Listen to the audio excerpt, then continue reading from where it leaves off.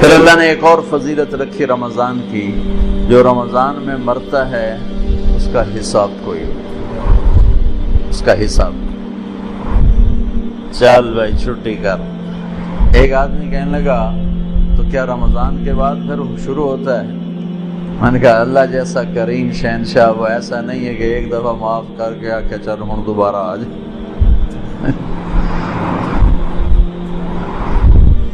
جب وہ ایک دفعہ اس نے چھوڑ دیا، اب دوبارہ وہ اس کا کھاتا نہیں کھولے گا کہ چل آپ رمضان گزر گیا چل کان نہ پلے۔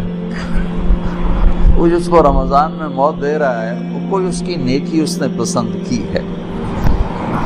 اور نور جہاں مرحوم جب 27 رمضان کو اس کی موت آئی، میرا رب کہتا ہے میں شرک کو معاف نہیں کروں گا، باقی جسے چاہوں معاف کروں۔ میں اس کی صفائی نہیں پیش کرتا ہوں کہ وہ اس نے اچھی زندگی گزاری، اچھی زندگی نہیں گزاری، لیکن میں اللہ کی رحمت کو بیان کرتا ہوں کہ جو ہم اپنے آپ کو صرف جنتی سمجھتے ہیں، باقی سارے جہنم میں صرف میں ہی جنت جامنا اور کیا نہیں جامنا۔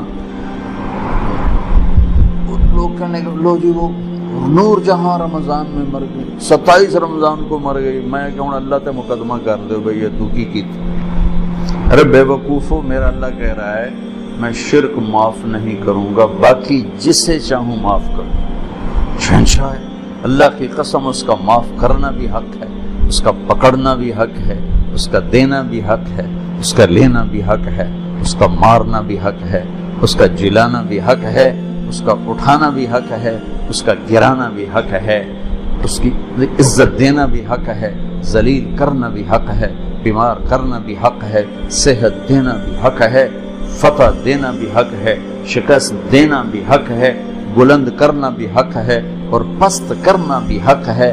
اس کا نام بھی حق ہے، اس کی شریعت حق ہے، اس کی جنت حق ہے، اس کی وحی حق ہے، اس کا محبوب حق ہے، اس کے سوا حق ہے کہاں؟ جذب ہو جائے ماں۔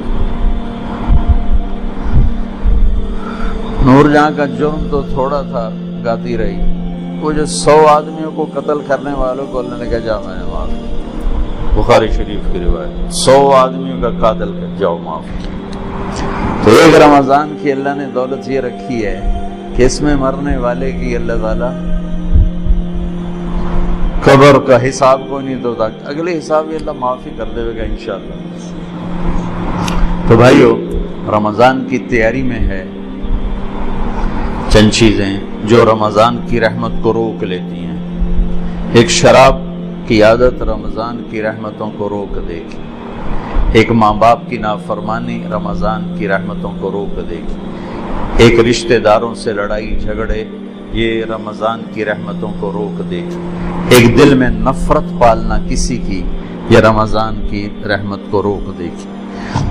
اتنا روکے گی کہ لیلۃ القدر میں ساری دنیا کے مسلمانوں کی اللہ بخشش فرماتے ہیں، لیکن اعلان کرتے ہیں شراب پینے والا معاف نہیں ہوگا جب تک توبہ نہ کرے، ماں باپ کا نافرمان معاف نہیں ہوگا جب تک توبہ نہ کرے، رشتہ داروں سے لڑنے والا معاف نہیں ہوگا جب تک ان سے صلح نہ کرے، دل میں نفرت رکھنے والا معاف نہیں ہوگا جب تک وہ اپنی نفرت کو صاف کرے، دل کو صاف نہ کرے۔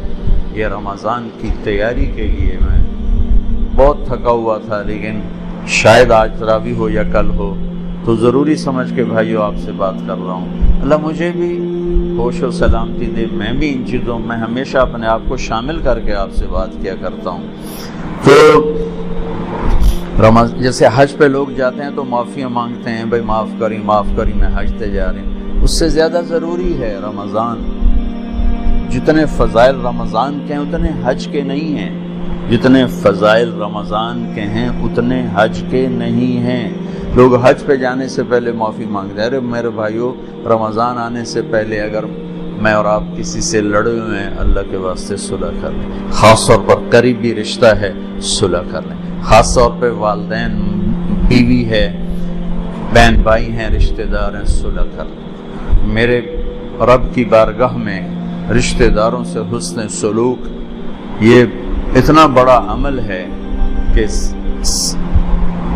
ایک حدیث یاد آئی کہ میں تمہیں نفل نماز روزہ حج سے بڑا عمل بتاؤں؟ نفلی نماز، نفلی روزہ، نفلی صدقہ، نفلی حج. الا انبئکم بافضل من الصلاۃ والصیام والحج، میں تمہیں نفلی روزے، نفلی نماز، نفلی حج سے بڑا عمل بتاؤں؟ کہا جی بتائیے یا رسول اللہ. کہا آپس میں صلح صفائی سے رہنا، آپس میں پیار محبت سے رہنا، لڑے ہوں میں صلح کرانا. یہ اللہ کو نفلی، کتنے لوگ ہیں مصلی نہیں چھوڑتے لیکن سلام کر کے راضی نہیں. گرمی کے روزے، جمعرات کے پیر کا روزہ بھی نہیں چھوڑتے لیکن رشتہ داروں سے لڑائیاں پالی ہوئی ہیں. میرے بھائیوں، میرے اللہ کو ہماری بندگی کی ضرورت کوئی نہیں ہے، وہ ہمیں اچھا انسان دیکھنا چاہتا ہے. اچھے انسان میں بندگی کا ایک بہت بڑا عمل ہے، اور اس سے بڑا عمل ہے لوگوں سے پیار محبت سے رہے. فرائض کی تو بات الگ ہے، فرائض تو فرائض ہیں، اس کو کوئی چیز نہیں پہنچ سکتی. نماز نہیں پڑھتا اور سب سے حسن سلوک کر رہا ہے تو یہ بھی کہ اللہ کے ہاں پسندیدہ نہیں ہے. تو ایک اعتدال کی بیلنس لائف اللہ نے ہمیں بتائی ہے. بھائیو، رمضان کی آمد ہے تو اللہ کے واسطے ماں باپ کو راضی کر لیں.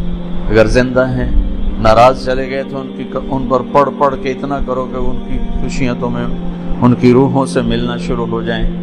اور لڑائی ہے تو صلح فرما. میرے نبی نے فرمایا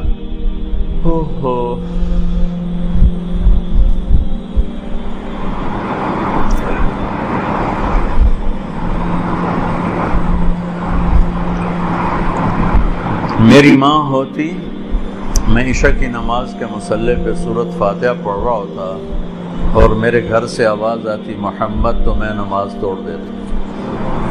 فرض نماز کا میں نماز توڑ دیتا.